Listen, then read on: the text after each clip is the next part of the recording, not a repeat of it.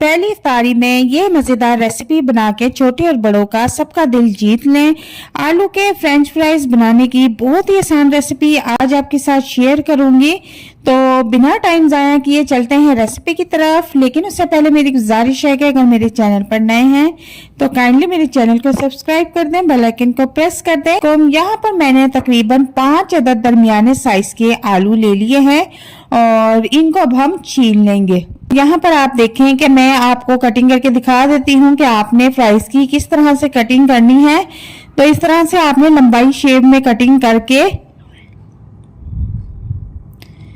बाद में आपने इनको फ्राइज की शेप में कटिंग कर लेना है। एक आलू मैं आपको करके दिखा देती हूँ, आपने सारे फ्राइज की कटिंग इसी तरह ही करनी है। तो यहाँ पर हमने सारे पोटैटो की कटिंग करके रख ली है और इसको मैंने अच्छी तरह से वॉश भी कर लिया है। और मेन जो बात है, इसमें पानी का एक कतरा भी होना नहीं चाहिए, जो कि मैंने इसे अच्छी तरह से खुश्क कर लिया है। अब इसमें कुछ स्पाइसेस ऐड करेंगे। तो यहाँ पर मैंने तकरीबन 1 चम्मच साबुत धनिया, 1 चम्मच कुटी हुई मिर्च, आधी चम्मच हल्दी और 1 चम्मच सूरख मिर्च ले ली है।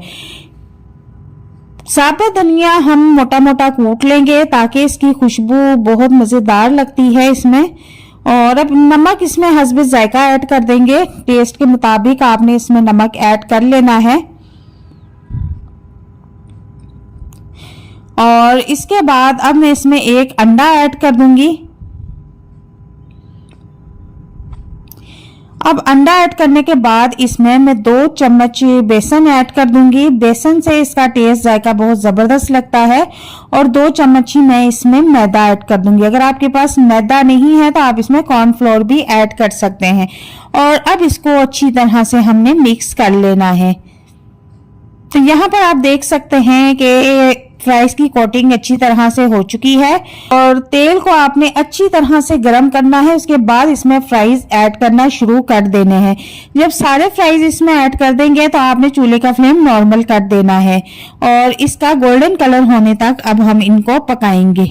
आपने भी बिल्कुल इसी तरह एक एक करके फ्राइज तेल में ऐड करना है। अगर इकट्ठे करेंगे तो सारे जो है एक दूसरे से चिपक जाएंगे, तो इसकी शक्ल फिर अच्छी नहीं आएगी।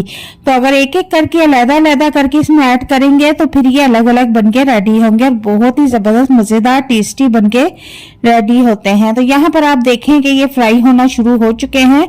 मतलूबा कलर आने पर हम इसको निकाल लेंगे, इसको स्ट्रेनर में छान कर निकाल लेंगे ताकि इसका जितना भी एक्स्ट्रा ऑयल है वो सारा का सारा निकल जाए।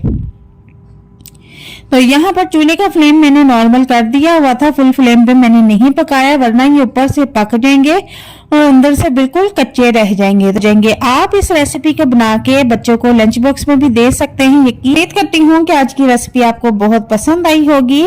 तो मिलते हैं नेक्स्ट वीडियो में एक नई और मजेदार रेसिपी के साथ। तब तक के लिए इजाजत चाहती हूँ। दुआ में जरूर याद रखिएगा। अल्लाह हाफिज।